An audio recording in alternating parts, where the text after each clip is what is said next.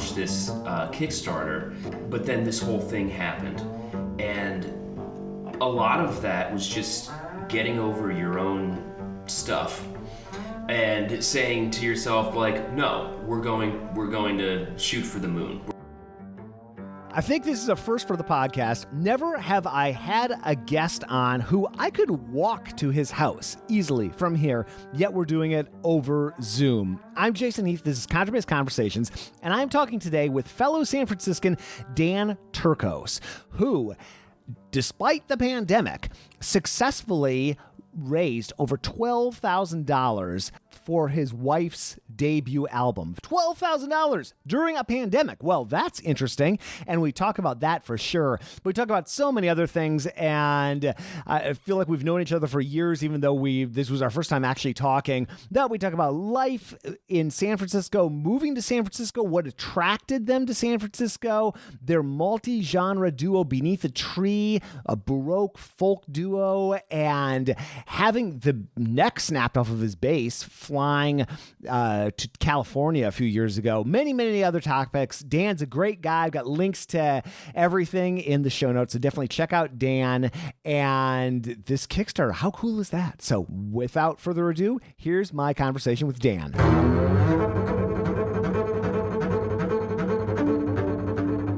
Remind me, what part of town are you in? So I'm in Bernal Heights. Okay.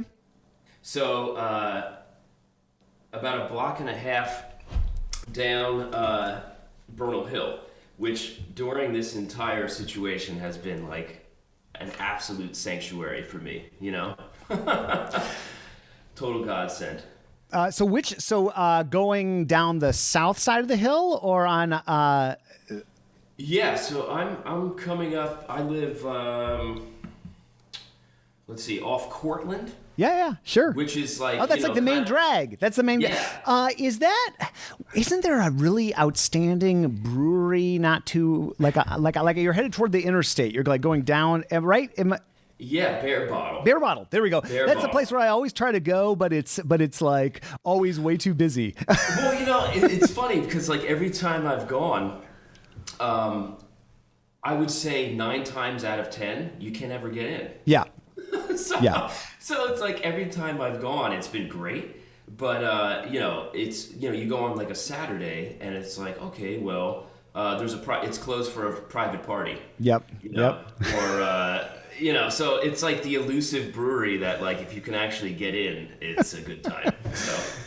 Yeah, I've been burned a few times trying to go there. Yeah, I live like on the opposite end, not really the opposite, but I live in North Beach, so right. It's not really next door to me. But my wife works, not these days, but while she was a resident, she would work at SF General, which is just on the other side of the hill. So sometimes I give myself a little challenge, and I'd walk from North Beach to SF General, and then while I was waiting for her, I'd hop over the hill and try to go to Bear Bottle and then fail and then walk back, annoyed to something else like on 24th Street. Yeah, I know. Another good standby is if you head down to Mission, at the base of Cortlandt and Mission, there's a place called, oh God, I can't even think. That's terrible. Old Devil Moon. I've never been there. I've walked by there though. Yeah, that's a good hang. Okay. Yeah, they have a great draft list, and it's if you're a beer dork, okay. It's a good. They have a good rotation going on. Yeah, a beer dork I am, and so I know I saw some brewery events, popping up on what you've been up to. So I thought, oh, okay, there we go. Sadly, North Beach is like the worst neighborhood in town for beer. It's not. Right. It's like if you want to go see like strippers and like late night bar food, that's definitely your jam. That's your place. But beer, I mean, there's one of my favorite beer places in town though, and we used to go there before we lived over here. Is Church Key, and it's on Grant. It's like like Grant, just north of Grant and Green. It's some really kind of unpleasant to me bars right there, like super bro bars. But then there's so many gems, and so Church Key is hidden away there. And I like walk by. I've been walking by for months now as I go shopping, and like it's all boarded up. And hopefully it'll be back. Open up. Yeah. But another one of my favorite places on Mission and maybe just south of Cesar Chavez, I think, is the Cellar Maker House of Pizza. Yes, I was actually able to get in there. It was literally like right before this whole thing went down. You know, and I had been wanting to check it out because it had just opened up, and I was able to get in there.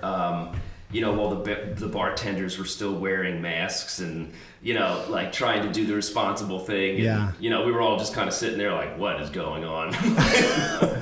Well, you got it.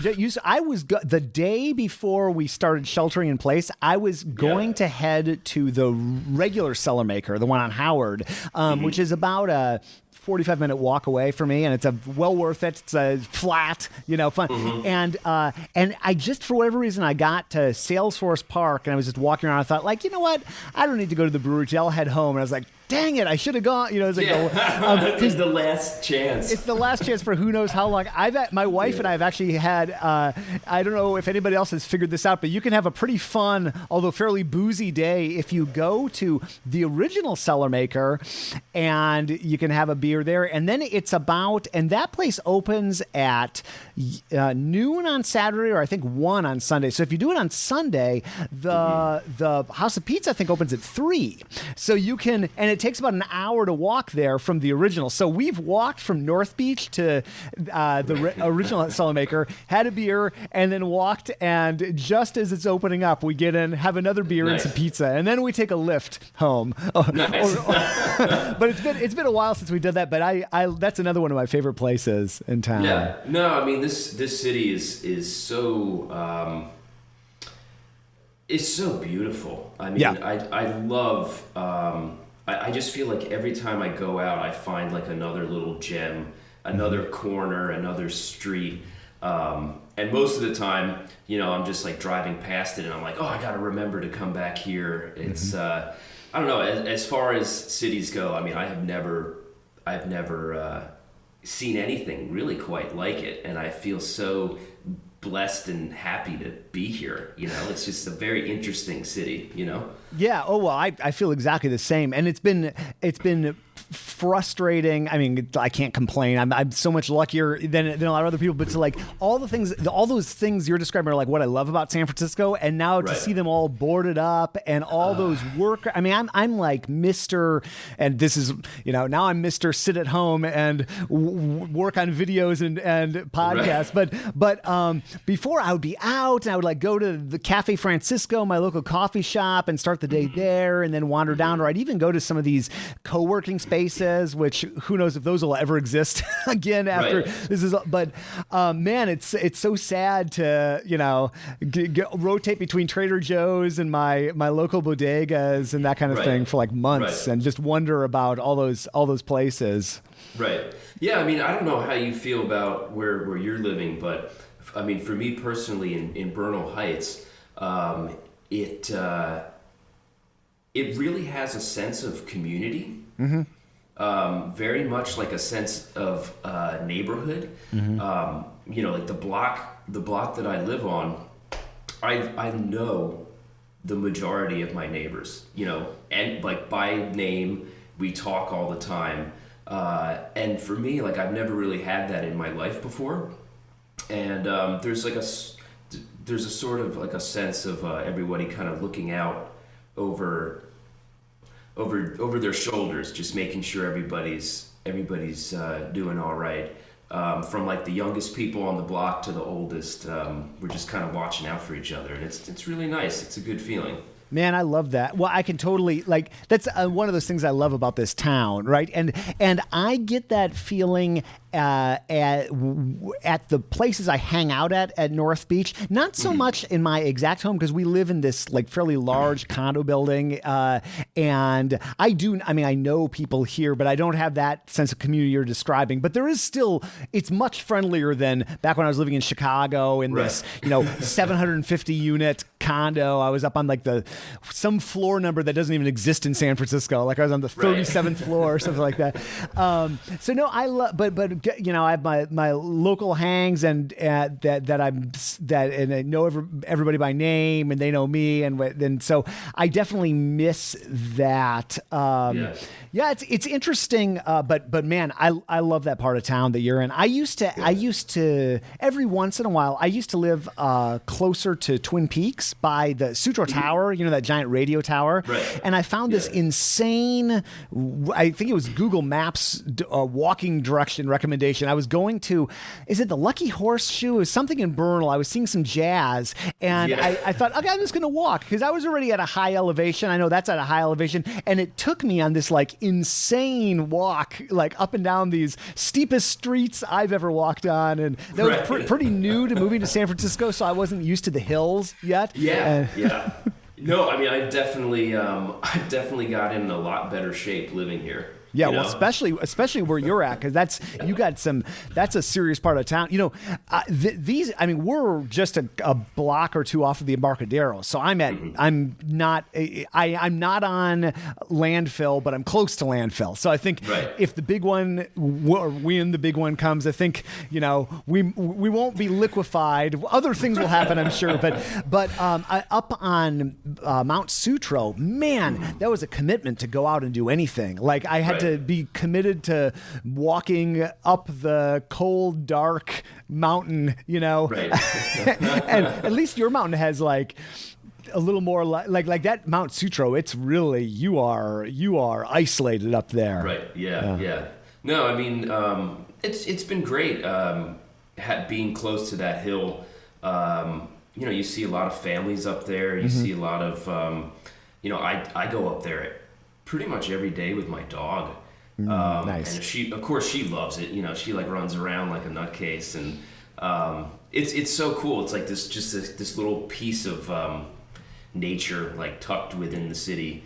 One of these days, I know there's the hike that you can do, that you can hit all the peaks in one day or something like that. That's a long-term goal, That's a great goal to have. It's funny being over here in the the sort of the tourist part of town. I get, where I have a green. I mean, we have the bay right here, which is great, and then North Beach, the Washington Square Park when it's not a pandemic is nice, but there's nothing like those. There's nothing like Bernal or where I used to live. But I do like heading up. I mean, I did it this morning. I head up Telegraph Hill almost every day and go down the Filbert Steps or the Greenwich Steps, and I've been running it, which is a brutal way to start the day because it's straight up. And it's not that tall. It's only 300 something feet, but it's a hardcore. Do you feel it? Oh man, do I feel it? Yeah, I ran into a coyote the other day up there. It was me and the coyote, and we were just looking at each other. And I'm sure you see those on your side of town too. Yeah, absolutely, and the sunsets and it was. I know you've just recently moved here as well, and it's a brave step to make a big move like that. But I mean, it's worth it. It's definitely a completely different lifestyle. It is a brave step for sure, and it's one of those it's one of those things that my Midwestern friends, Chicago people, thought was insane, because if you did the math on just the it was this math makes no sense. We will not be able to pay bills and eat. Surely, this we know. And so I had this goofy transition time where I kept all my work in Chicago, and my wife went out ahead of me. And then I was because I was worried. I was I don't, and uprooting after a long time. Now I'm so happy I did it. I'm so happy to be here, and I love the town, warts and all. There's a lot of crazy here, but I love it, and it's hilarious to talk to a San Francisco. Like in normal times, you and I would just I would just bring my mics and we'd meet up somewhere. So this is the first time I've ever chatted with someone in San Francisco over Zoom. Zoom, right? We're like 2 miles away or 3 miles away from each other or something. So but after this is done, let's do a round 2 in person. Oh, absolutely. At Bear Bottle, if we can get in. So we'll have to like rent out the entire place just to be sure. That's okay. I'm down for that. So you moved here 2 years ago, 2018? Yeah, about it. It seems like longer than that, but yeah, we're coming up on 2 years. Okay. And so I had this. I will share and I'd love to hear you because I know you'd been coming here. So I had never been to San Francisco before. This is 2014 at this point. Now we moved here kind of in 2015. My wife moved here, and then I, like, as soon as I could, got out here. But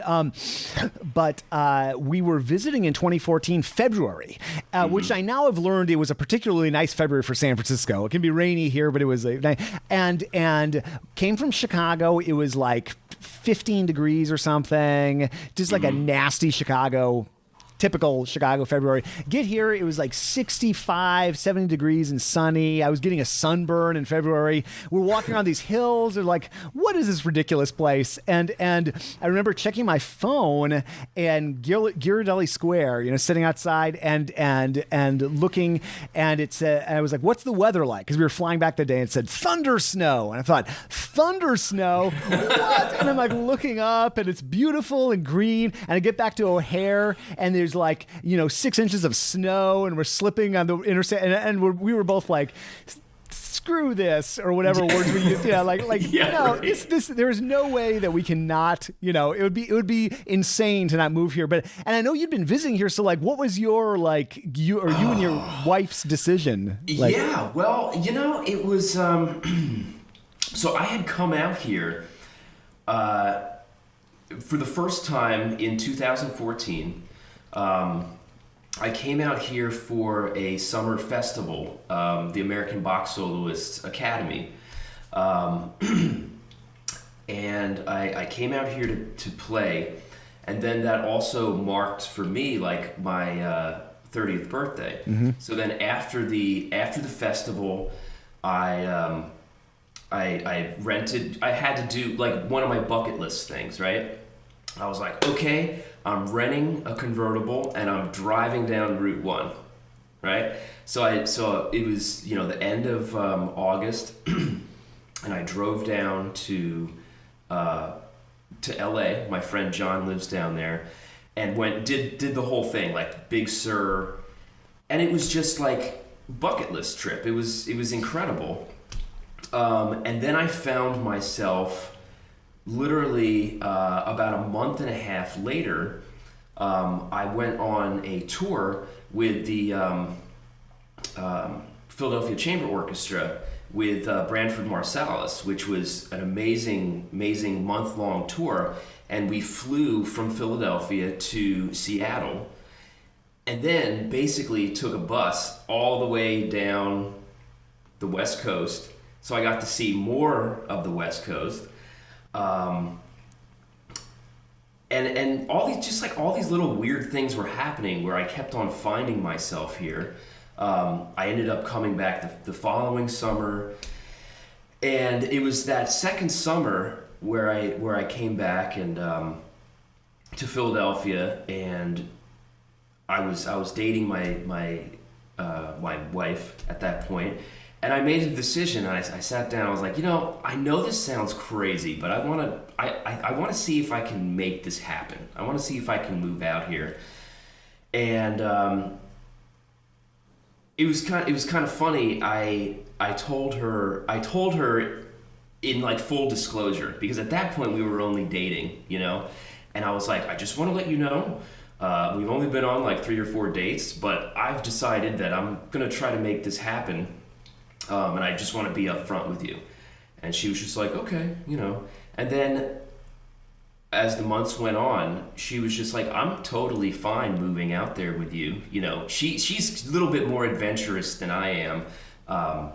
She's lived kind of all over the place. So then when I kind of got her agreeing to do this with me, I was like, oh man, now I really got to make this happen. Because now there isn't someone telling me like, oh, you can't do this. You know, it was like, okay, let's do this. And I started working out here a bit more, playing wise, and all little things fell into place, you know, in terms of like, you know, I'm sure you know that the housing situation out here is just like ridiculous. What? that was I had many a sleepless night on Zillow, and I was reading all these articles before I moved out here about how insane it was in these open houses. And I think Chicago's not the East Coast, but if you look at a map, you might call it the East Coast. So my quasi East Coast hustle, which I think Chicago has some of that. Like I just discovered I was way more worried than I should have been. But yes, it's stupid expensive. Yeah. Yeah, and you know, we everything just kind of fell into place. We sent out messages to people we had met, and all of a sudden, like the dream of moving out here actually became a reality.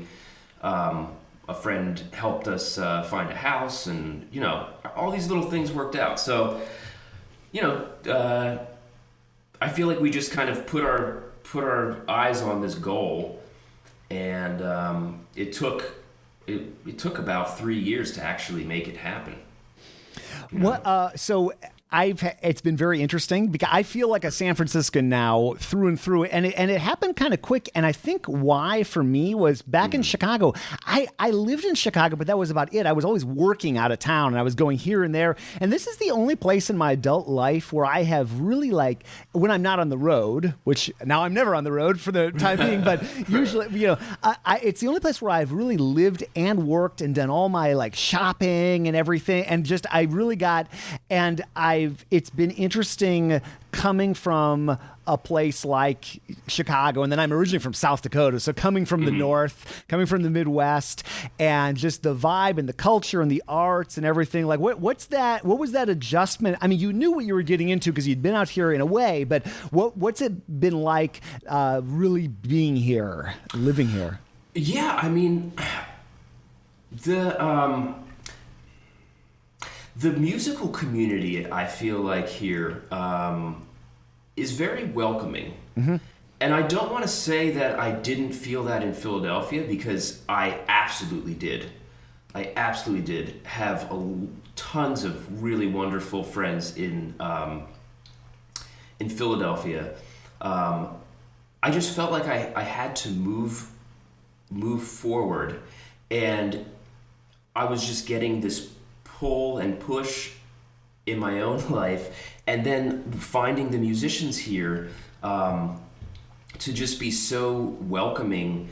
I play a lot of early music bass, and the early music community here is just really wonderful, really nurturing. Like once I was here for about a year, you know, contractors started, oh, you're here now, great, I'll start hiring you for X and X, and it wasn't empty words. It was actually like, oh, okay, now you're like inviting me into this community of really wonderful musicians, and I think you know, being that I focus on early music a lot, it's a great area for that kind of playing, and the level's very high, and the community's great. Yeah, I've heard that myself. I've only seen some concerts. That's about it. Mm-hmm. But I know like Kristen Zernig. Does a lot of work. I got together with her at Beer Revolution in Oakland. We met up there and chatted about. But yeah, that's something I've heard. I've heard about the Bay Area for years, and it's seems like a great place to be doing that. It's funny. you and I are some of the few bass players I know of that actually live in the city of San Francisco. It's it's funny because I know so like I say, oh, I moved to San Francisco. It's like, oh, where you live in Oakland? Where you live in Richmond? It's like, no, San Francisco. And people get confused. Did you think about, because I know that like obviously Berkeley's got a great musical scene, Oakland. How come San Francisco? Was it just the luck of the cards, or were you really intent on being here in particular? Well, it's funny because when we were looking for a place, the actual city of San Francisco had a huge red X on it. Like we were like, nope, let's not even pretend like that's gonna happen, and so we were totally fine. We were looking up in like Berkeley and Richmond and all that. And like I said, we sent out the email to friends that were like, hey, if you know of an apartment or a carriage house or whatnot, please just let us know. We're just looking for places. And one of our friends just came back and said, hey, I just had people leave the place that I'm renting, and it's in Bernal Heights, and we'll rent it to you. And of course we were like, well, thank you, but that's ridiculous. And once again, it just kind of happened, and it worked out. And great community, great friends, people that wanted to help me out and get me out here. There's a bass player I know named Paul Sanwald who I lived in San Francisco for a bit and moved back to New York City, but he is a jazz bass player and I think he works in tech, but also jazz bass. And one of my first trips to Bernal, and so Paul and I had been in touch before I moved out here, and one of my first trips to Bernal Heights was actually, we were just talking about Cellarmaker House of Pizza. That place used to be the old Bus Tavern and had jazz. I don't know if you ever went and checked that out. That was like right when I got here. Okay. Because I went there with Paul to see him play with his group for a little bit. But man, I love that community and these San Francisco neighborhoods. Just their flavor. It's not unlike. I mean, Chicago certainly had that as well, but not. It wasn't as quirky, I guess maybe. Were you in Philadelphia proper when you were in Philly, or where were you? Yes. Okay. Yeah. I mean, for the beginning part, I was living in Fairmount, which is near the art museum. And then I ended up moving up to Fishtown, which is like, very hipstery and that kind of vibe. And it was great. It was a really fun time. And like I said, when I moved to, I had gone to school outside of Philadelphia.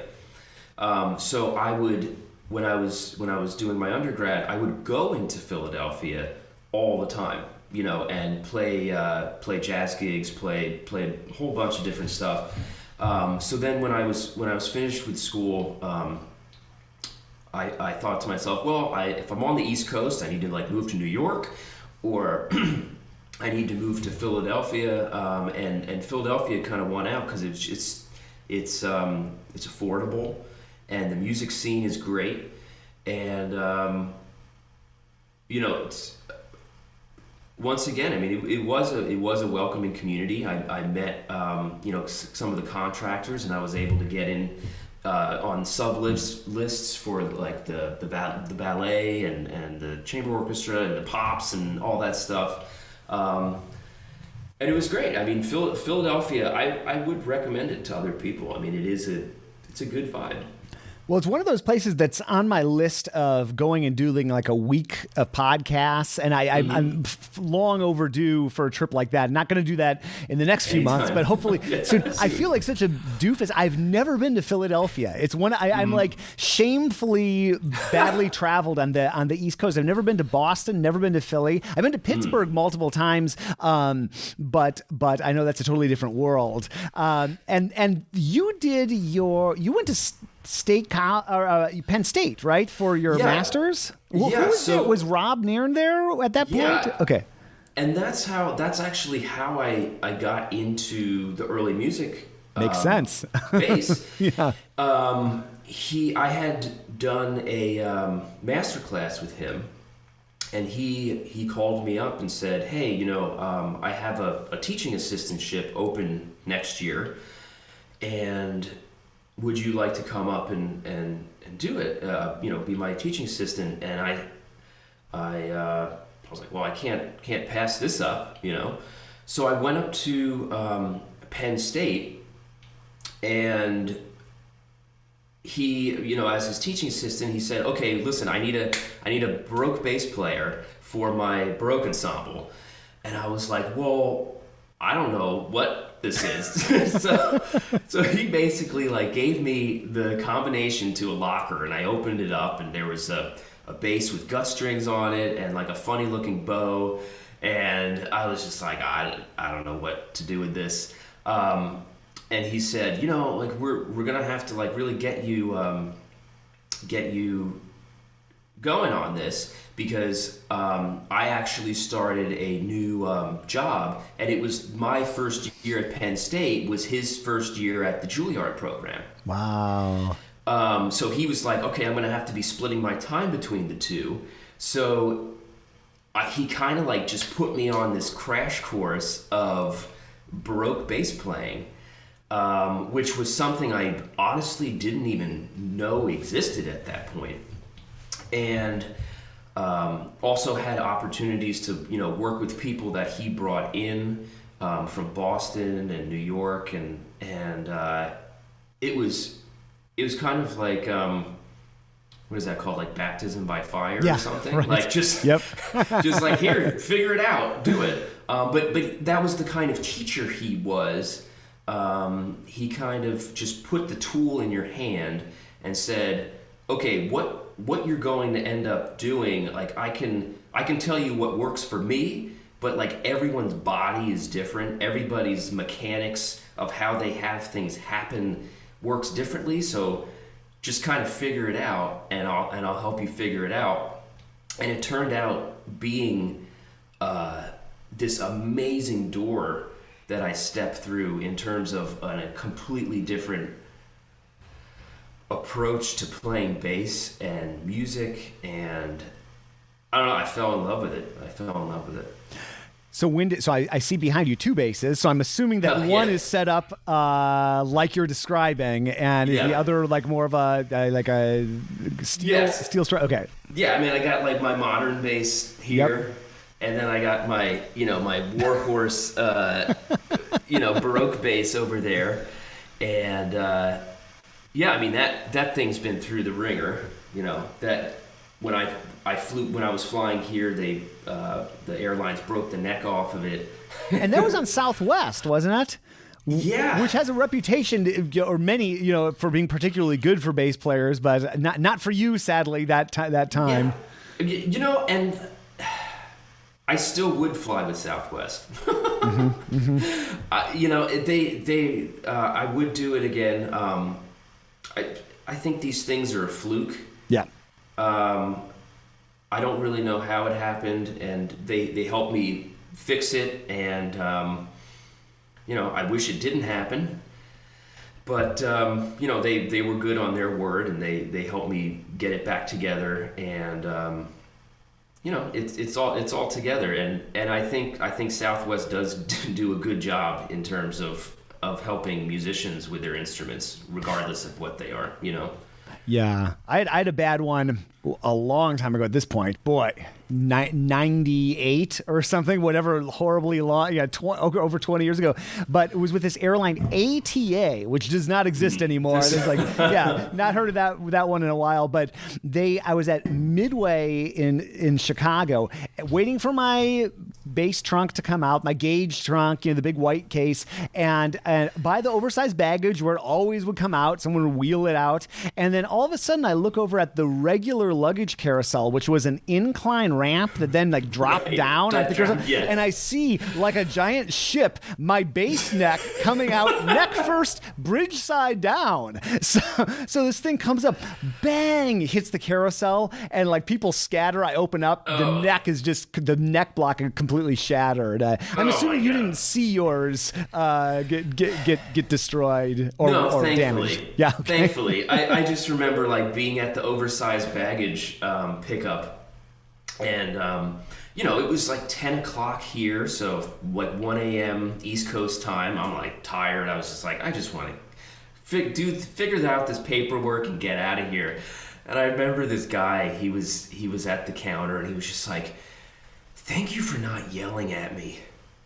And I was like, listen, buddy, I want to get out of here. We need to work on this together. And he was just like, no, I know like what's in this case is like really important to you. And he was like, I have people screaming at me when they come and their luggage has like a wheel missing. And I was like, well, I appreciate your help in getting this all put together, and let's face it, it's not going to help anyone if I start screaming at you. And yeah, he was just like very appreciative, and I think Southwest is good like that. They have great employees, Oh yeah, for sure. No, I'll still fly with them. Probably not with my bass. I try to, not just because I always borrow, but I'm not doing the type of work I'm doing. That's totally fine. Right. In terms of like what you've been doing since you've been out here, has the playing work been mostly local, or have you? Because I know when I talk to other people that are involved in early music, there's stuff going on all over the country and internationally. Are you working Bay Area mostly, or have you been going other places too?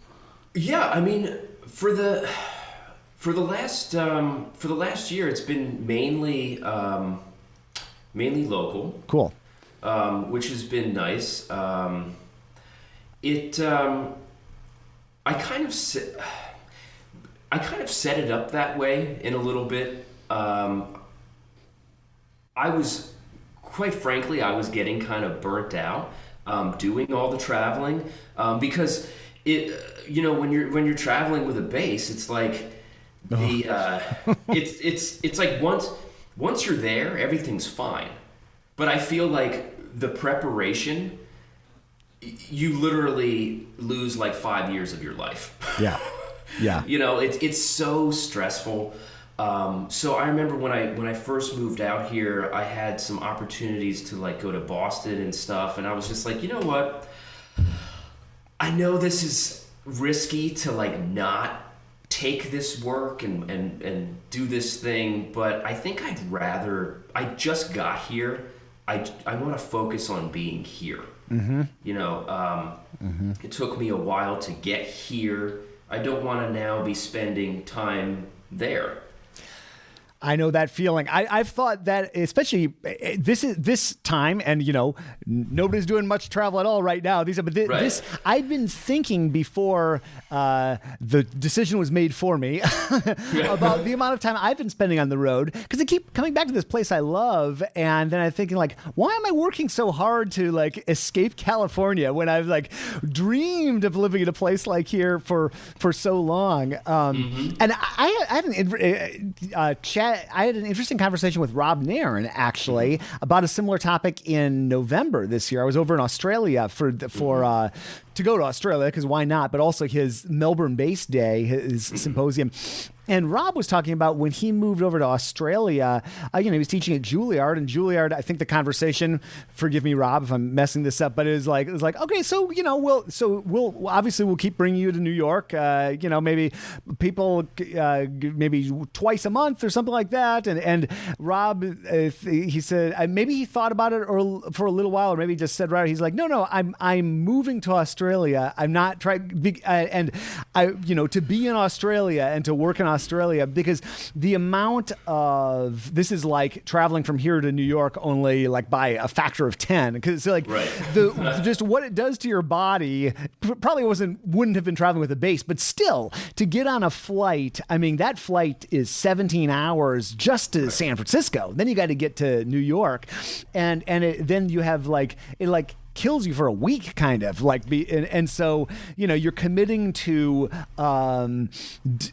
being kind of not on your A game for probably almost 50% of the time. Now it's not as bad flying from here to New York or whatever, but I still think about that too. It's like, okay, if I'm going to wherever anywhere, even LA, but certainly somewhere on the East Coast, like you have all that, and add in a bass and it's even worse. But even without a bass, it's like, oh, all this time and getting up and you're tired. And so it's amazing what you can do when you take all that travel out of the equation, or most of that travel out of the equation.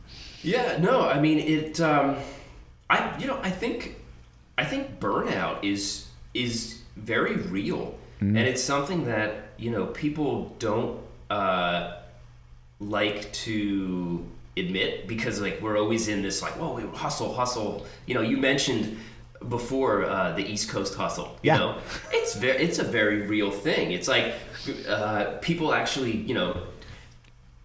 can kind of take pride in it. Like, oh, I played a jazz gig, I didn't get home till 2:30, and then I was up teaching at 9. Yep. And it's like, okay, cool, that's great.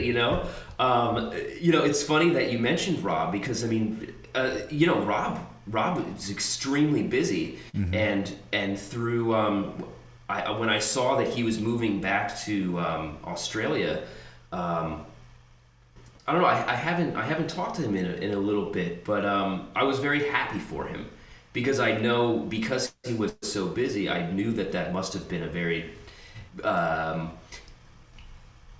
big decision for him.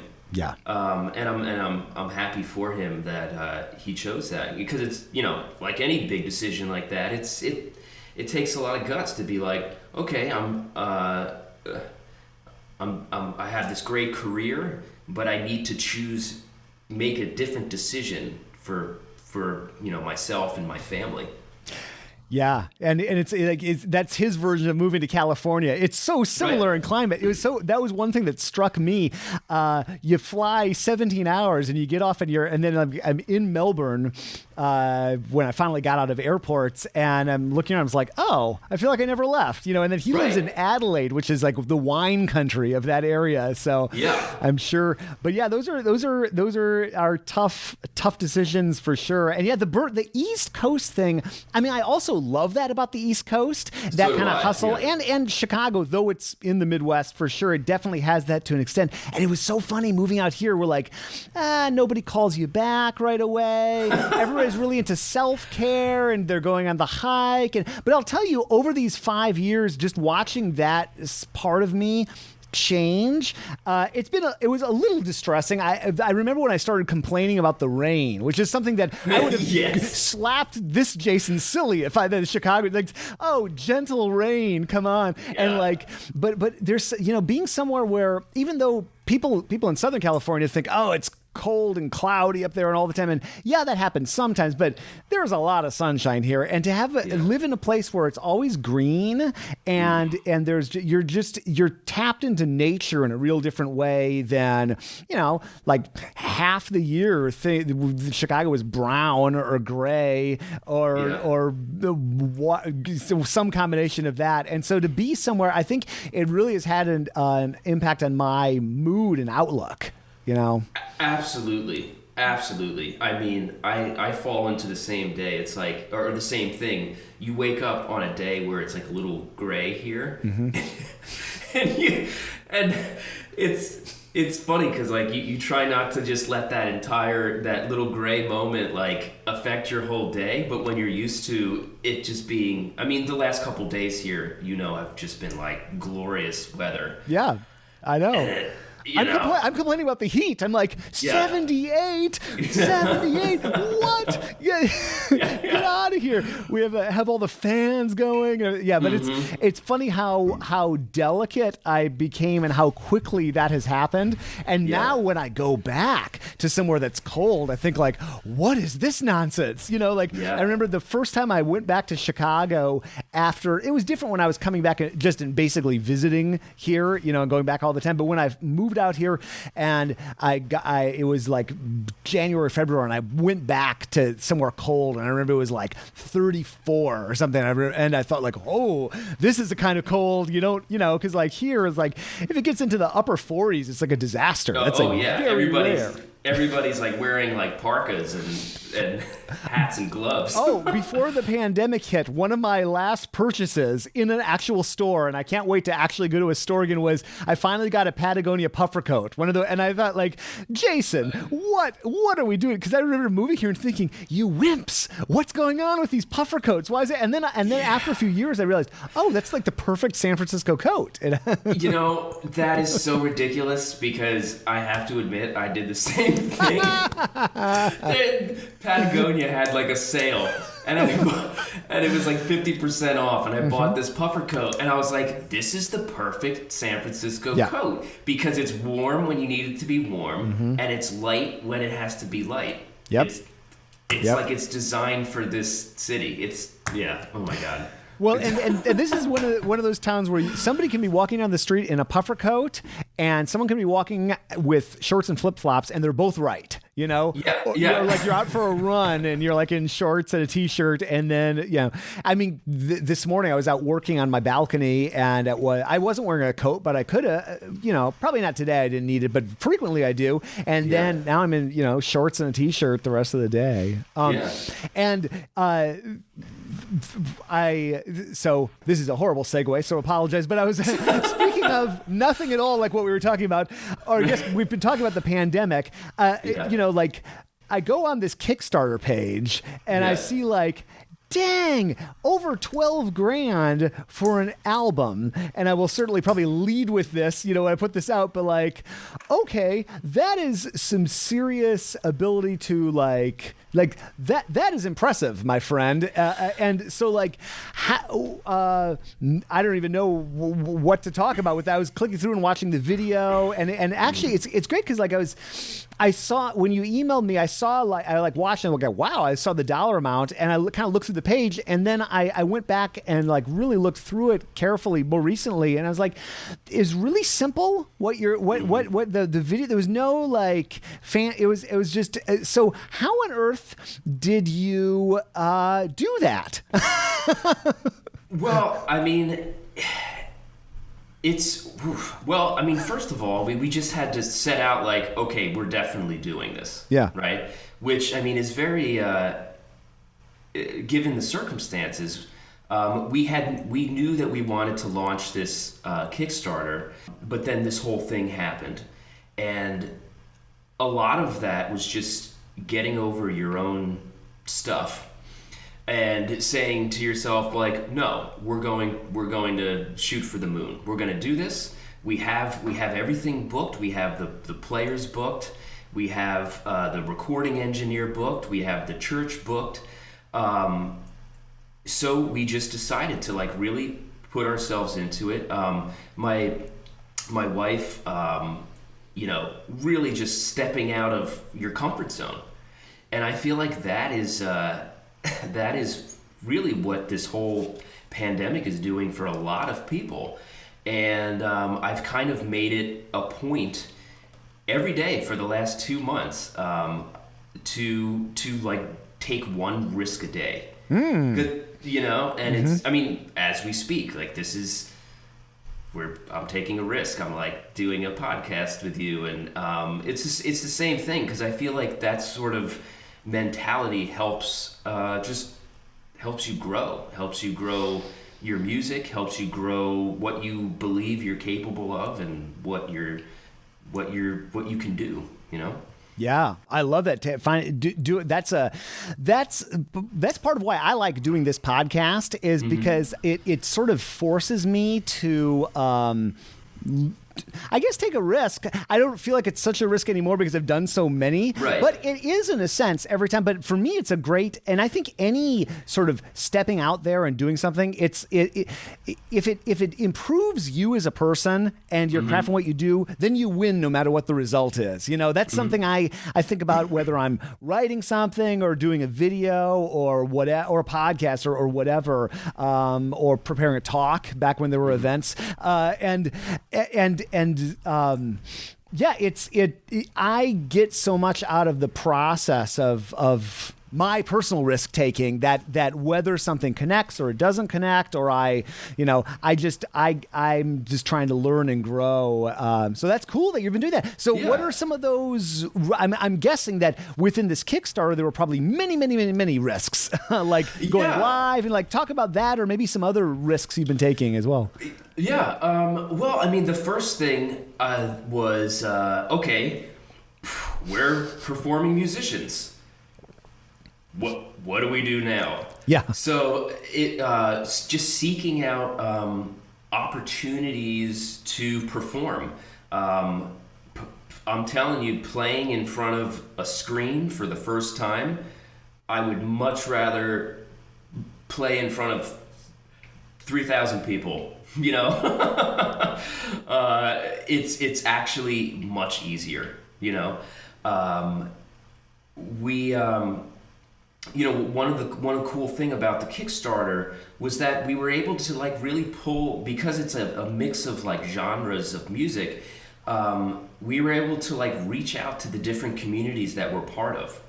Reach out to and play for the folk music aspect of it. We were able to reach out and play for the Baroque aspect of it. And it actually makes you realize your community, your community of friends and musicians and support, jumping on the social media.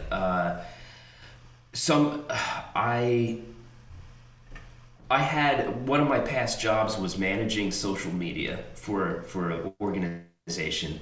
And so I'm not huge on social media, because I feel like when you turn something into a job, you're kind of wah wah. Yeah. That's for sure. Yeah. So jumping on the social media and rehashing that and taking those risks to be God, are we being annoying? Are we being overbearing? And you just have to say no, because we need to make this goal. Because the Kickstarter was also an all or nothing goal. Right. So it was we have to do this, and we have to believe that we're going to do this. And thankfully we were able to do it. Well, yeah, and that's the big risk, is the all or nothing nature. That's also the benefit of that, is it's going to go or it's not. There's power, and obviously in that. So how much you launched it, and then when did it close? What were some of the details? And I'll link up to it so people can see. But and then were you going live daily? Were you what did that look like? Because I'm sure people are not everyone's going to be trying to do exactly what you did, but it's inspiring, and people want to learn, I'm sure. Yeah, well, I mean, like I said, we kind of just looked around to see what communities that we're part of that we could play for. I think one thing that was very inspiring in the beginning of the whole thing was the day that Gail went, and Gail's my wife, shot the video at Golden Gate Park. I was there with her and the videographer, and we shot the video, and then he's in his car doing the editing of the video and everything, and we went and just sat on a bench, and she has her violin, and I have my octave mandolin, which I play, and without really sitting and trying to do something, we just started playing, because we were just literally trying to buy some time, all of this, and everyone that walked by stopped and listened, And granted, this was like, maybe 2-3 weeks into this whole situation, and people were driving by in their cars, and they'd stop and then put it in reverse, and we were just like literally just doing whatever. We were just playing some songs and singing and whatever, and it really kind of fueled the whole project, because when you're playing music all the time, it can become the grind. It can be just like, going to a gig, doing this, doing that. But to actually sit down and be playing and have people that like didn't buy tickets, aren't supposed to be there, sit down and appreciate it, it kind of really reminded me how important music is to me personally, and what it can do and what it offers other people. And that kind of became the fuel and the catalyst for all this. So we found one of the breweries we used to play at in outside of Philadelphia, where we kind of started doing this mix of Baroque and folk music. They were kind of like our guinea pigs, We found that they were having Facebook Live concerts every day. So we got on there, did Facebook Live concerts. We are also like big, we live in California, so now we have to be into yoga, right? Right. So we looked at that community, and we put on a concert for the yoga community through Zoom. We basically just like found all these little outlets, all these people that we have encountered over the years, and we were playing performances probably like almost every day that last week before the end of the Kickstarter. So it was the East Coast hustle in every sense of the word, just online, which was very odd, but it became more comfortable. So I would just say, step out of that comfort zone and just have faith that like the people that are on the other side of the screen, they are there because they need it, and you can really offer something to them during this time. And I think that really made that transition into the online performing a lot easier. Just knowing like your why, like knowing your purpose, and of wanting to share music during a very weird time. Yeah, that's a good way to put it. Yeah. How close were you to, did you just squeak in under the wire? Yes. In terms of fun? Okay, I was wondering, like, that must have been a little anxiety producing at the end there. Yeah, no, I think it was like the last day we were about like $300 short. Oh. and then it just came in, and maybe came in simultaneously, because then we ended up raising a little bit more than $12,000, which was like, woo! So, and there was like this whole, because there was a build up towards the whole thing, and the performances and everything. When it was done, it was, you couldn't help just do like a little happy dance. Yeah. Because it was like, oh my God, we actually did this. And not only did we do it, but we did it under very odd circumstances. And I don't know, it gave me a lot of faith again. Well, yeah. Well, congrats for doing that, which would be a remarkable accomplishment anyway. But especially like to when we're all quarantined, and then and congratulations on the mustering up the gall and the courage and the stepping out of your comfort zone to do that. And I loved watching that video. I immediately was like Golden Gate Park, which I used to go through all the time. And then I'm like, which pond? So it's not the model yacht pond, I don't think. Is it the one, or is is it the one that has all the like old? So do you remember where? Is it the one that's just on the west side of the freeway? Like, yes. Okay, it's on like the north side of the road, right? Yeah, it's like the Hall of. It's not the Hall of Ancients. I'll have to look it up later, but it's something like that. Yeah. Okay. Yeah. Because I was for a second I was like Palace of Fine Arts and like no, not Palace of Fine Arts. So, but I was pretty sure I'd placed where that was shot. Yeah. Yeah. Wow. No, that was fun, and we actually have we're going to be shooting some more videos tomorrow. We have the same guy coming in, and we've been working on some stuff, and I've been revamping my website, and which hopefully will be done very soon. It's like one of those things you start, and then you're like, damn, I really got to finish this now. Yes. So, but we're still at it, and we're going to record a couple videos tomorrow, which will be fun, and it's a whole process. It's a whole process. Well, I'm guessing that the work that you were planning on doing in May and now into June is quite different. Like what besides successfully launching a Kickstarter and going and shooting some more videos and working on the website and that kind of thing, what does work look like for you, or what you're keeping your because I know playing live concerts, no, right now. Yeah. But like, what else is on your plate? It's actually I've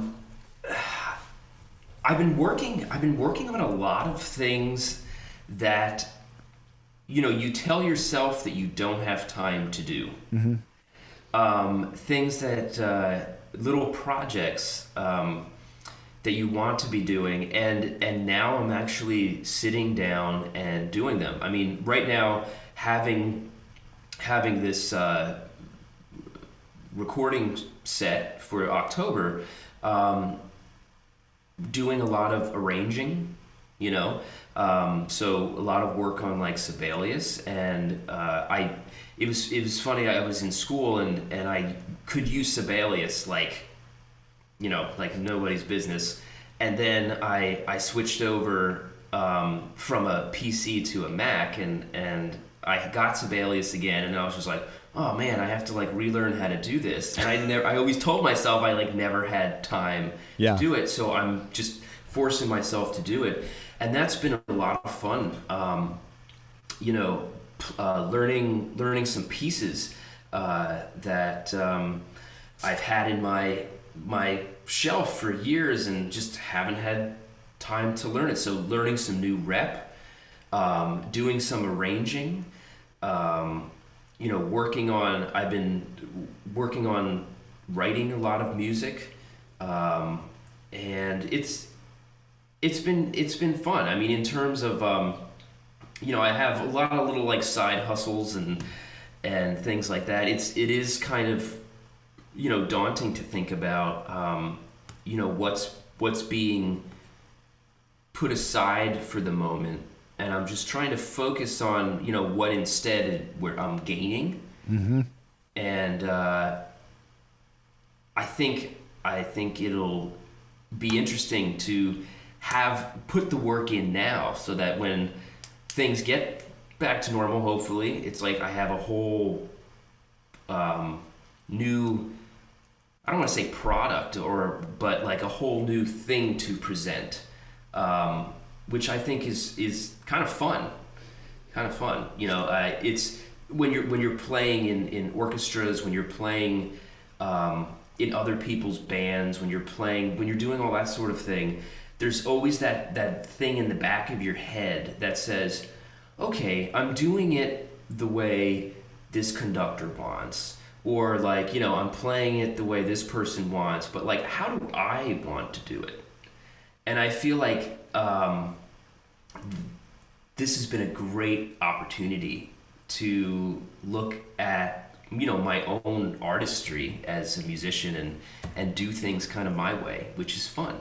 It's great. Yeah, it's fun. It's funny because like I was we just bought a place in like a week before we were quarantined. So it's like funny time. I'm glad because we've been able to settle in here and it's a nice place and sunny. And so I was actually planning on kind of using this time the way I've been using it. And like this was there was a little more travel and certainly visiting a lot more stores and breweries and things than I've been doing. But yeah, it's been I'm right there with you, man. I love that it's trying to harness this time or just build up something that'll you'll be able to reap the rewards from or strengthen your platform for other projects. It's it's a very healthy way to be using this found time. Yeah, I mean it just gives you time to think. Which hopefully doesn't turn too cerebral. Because then you get too deep into it, yeah, it's been an interesting time and not all bad. It's actually been very good, and like I said, just being able to play music just in a different way that really puts the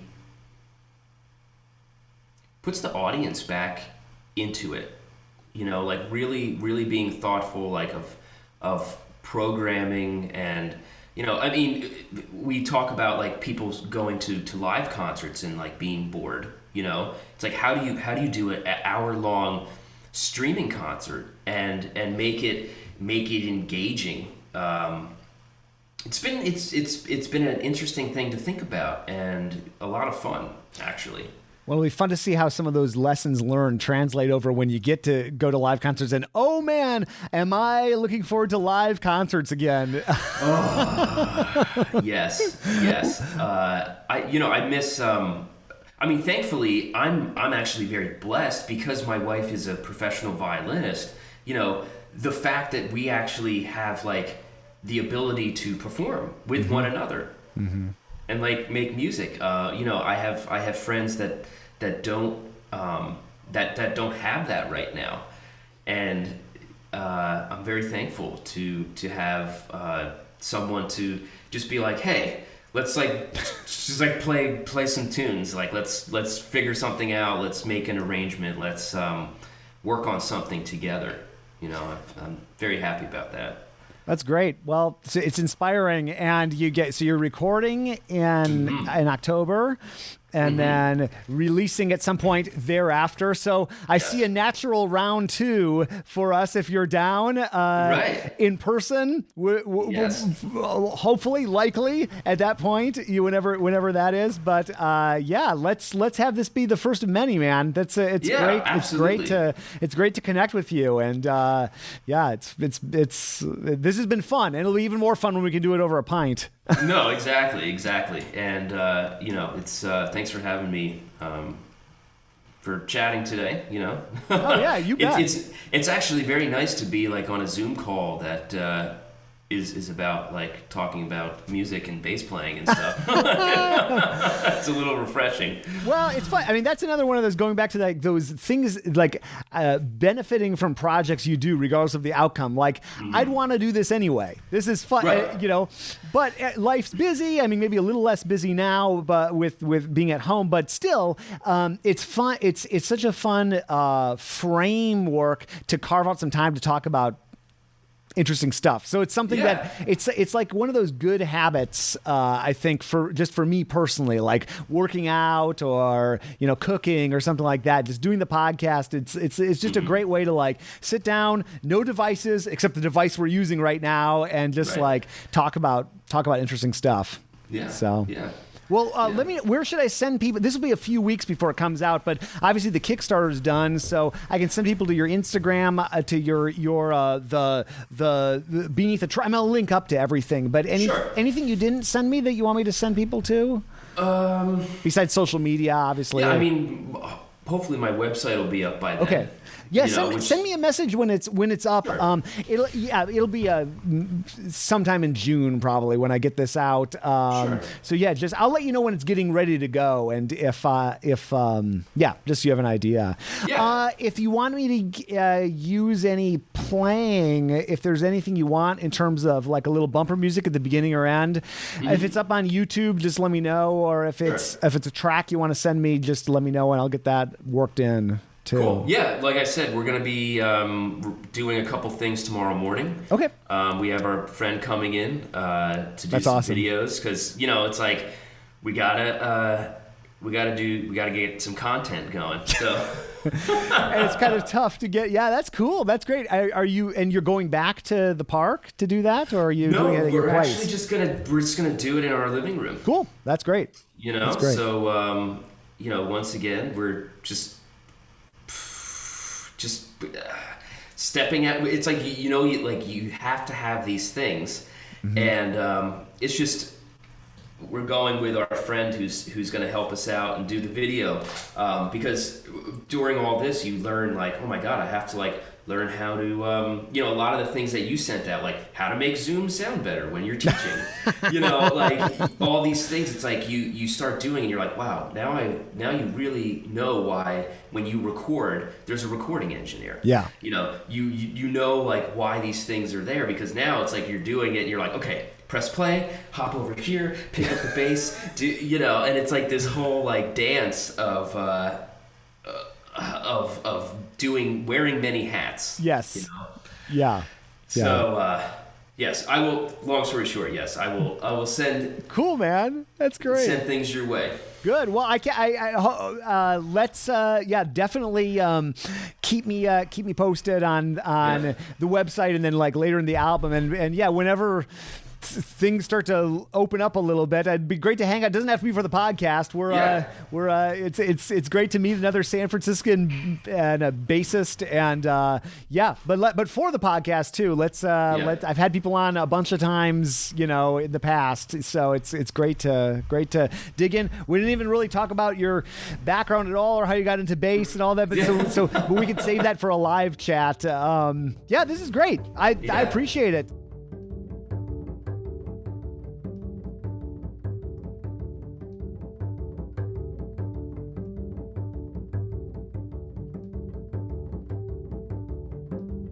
Dan, thank you for chatting. Folks, check out links to everything in the show notes.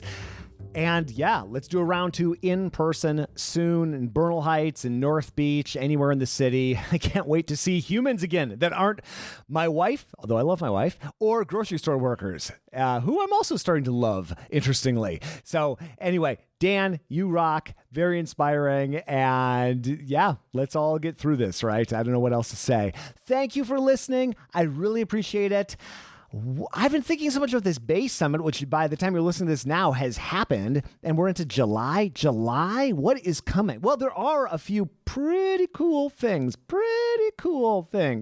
coming up for the podcast, for the blog, especially some video projects we're working on. So I'm going to talk a lot about that later, so I'll just save all that. But I'm really excited for some things that luckily I did before the pandemic that are going to be happening soon. So thank you so much for listening to this. Maybe you've been listening since I started. If so, oh my goodness, we've all gotten a lot older and hopefully a little better at some things. Hopefully I'm a little better at this than I was 710 episodes ago. I don't know sometimes when I'm listening back, but life's a journey, right? We just keep putting one foot in front of the other, and that's what I think with this podcast. It always kind of freaks me out when we go up another 100, 700. But then I look at some podcasts, and I mean, I do have more episodes out than most podcasts I listen to, but there are some that have been going way longer than this. So it's all relative. I can't speak. Sorry. It's the end of 6 podcasts in a row. So forgive me. But I'm still enjoying to do it. Oh boy. I'm just going to let this rip. I'm going to talk slower. I am still enjoying doing this after 13 years. And I've said this far too many times, but it does feel like a self-improvement project. It's like working out. It's like reading a book. It's another one of those things that helps me as a person, helps me as a musician, helps me just in my life.